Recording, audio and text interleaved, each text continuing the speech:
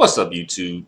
So I want to come through and sound off for a moment on the second worst thing that happened to black people in America, which is Loving versus Virginia, the landmark court case that legalized interracial unions and interracial marriages, right?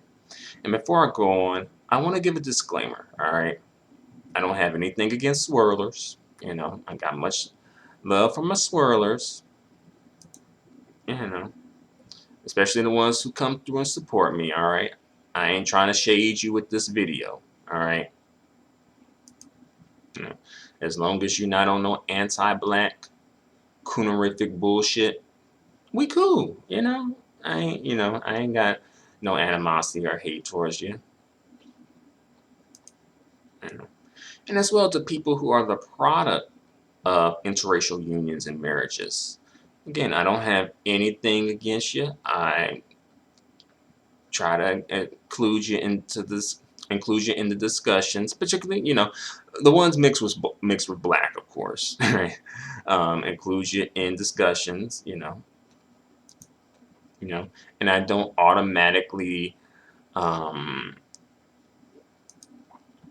write off mixed people as not being black, right?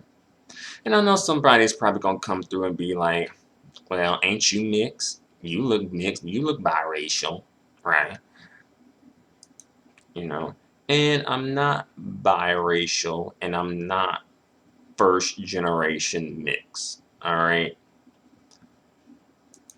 You know, my cultural lineage traces back to the African American experience on both sides of my family. All right.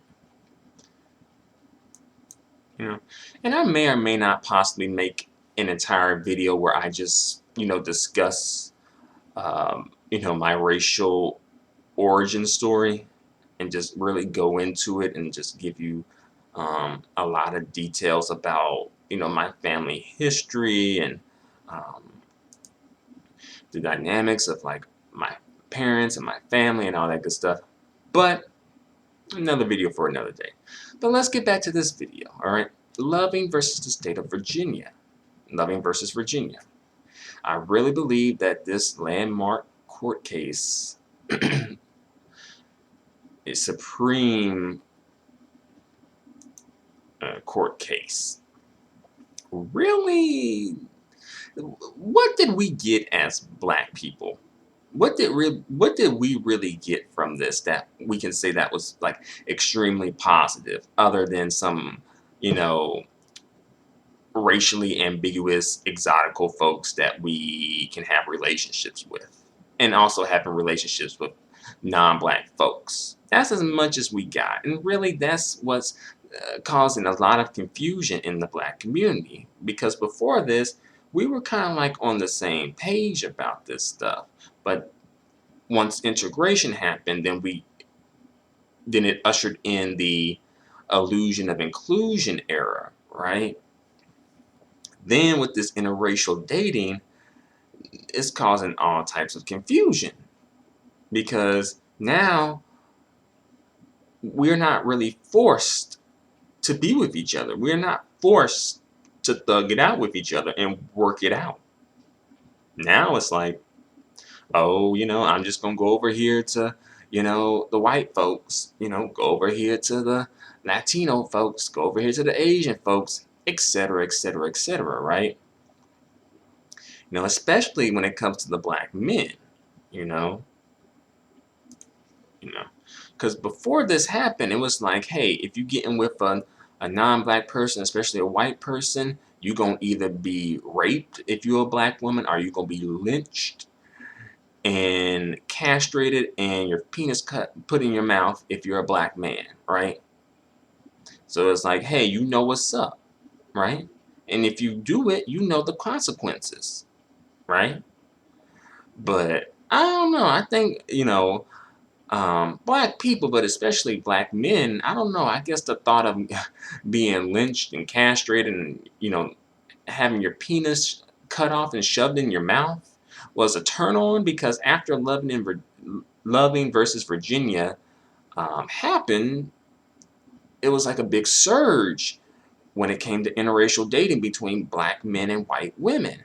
And, I know that white supremacy has set it up so that it has black men lusting after white women. And really kind of to an extent just non-black women, really. Mm. And as well, we're creating this new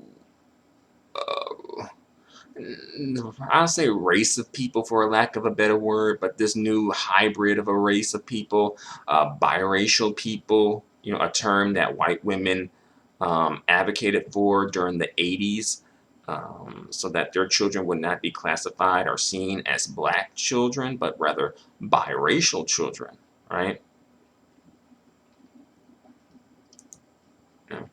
So then now we have this whole new segment of colorism because we already had like the light skinned and dark skinned folks prior to this, the multi-generational folks, and I feel like that is colorism comes with that too, but I feel like that's sort of a different story, similar, but there's some differences with that, and I feel like we kind of were just dealing with that and still trying to you know deal with that, you know, and work our way through that, right? But then you add in this whole new segment of people, and of course, black men, they're bringing them back into the black community. They're not, they know they can't bring them into the white community, you know. So then it's this new segment of people in the community perpetuating colorism, like even more colorism than there was before, right? And then you have black women, the brown, the monoracial black women kind of, you know, feeling some type of a way about this with the interracial dating, right? So then that kind of starts creating resentment between black men and black women, right? Black women feeling resentful. Some of them end up swirling themselves, interracially dating themselves, creating more mixed children, biracial children, thus trying to bring them back into community because they always want to come back to black for some reason. Always want to come back to black, you know. And, for black men and white women, their relationship was very much forbidden, right? It was a forbidden relationship. So I think historically it sort of created this like forbidden fruit scenario and just this desire and, you know, lust, and it's quite a unique situation, right? You can even see it play out in like adult films, right? They play on that type of stuff. Yeah. And also, you have to think about, why did white people, specifically white men, pass Loving versus Virginia? Because he passed it not only for, white men to marry black women or non-white women, but all people to marry all different groups of people, right? All different races and ethnicities of people, right? So think about, why do you think that white men passed this law? Why do you think that is, right? Because the thing is, when it comes to white folk, white folk in power, they're gonna put some thought into what they do as it pertains to black people and what they grant black people. Just like with segregation, right? They granted, they took away segregation so that they had access to the black dollar, right? The black dollar no longer stays in the community for a very long time, right? And for Loving versus Virginia, I think it was to, this is the conspiracy theorist in me, and I'm not really much for conspiracy theories. I'm really not.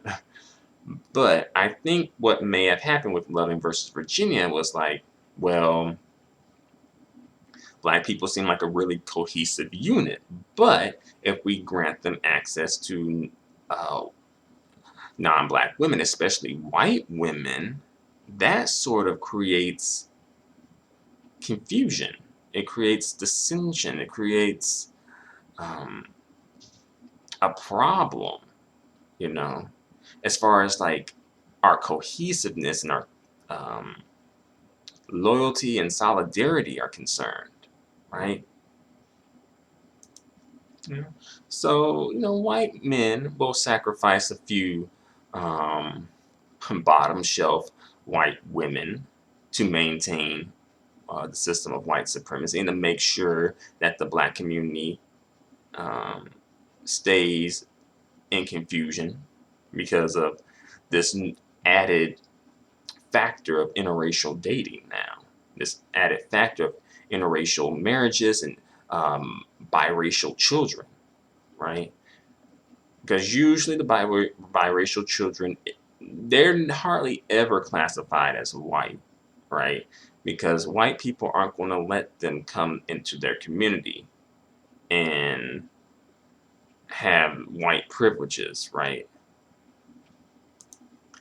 And they're not going to let them redefine what whiteness is. But with black people, that seems to low-key be the case, where it's like, okay, who's black? Right? We still, as a community, I don't think we're in agreement on who's black and who's not black. Well, as far as like when it comes to like mixed and like biracial and monoracial black folks or black identifying folk, right? And also, we have like the new pro-blacks, right? And to be fair, they were there before Loving versus Virginia passed, right? But the pro-blacks that have white significant others, right? Which is kind of like a bit of a mixed message, really.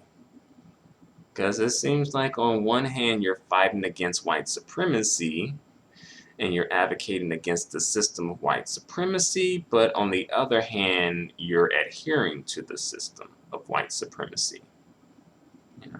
So is it just that I think Malcolm X said it best, where it was like,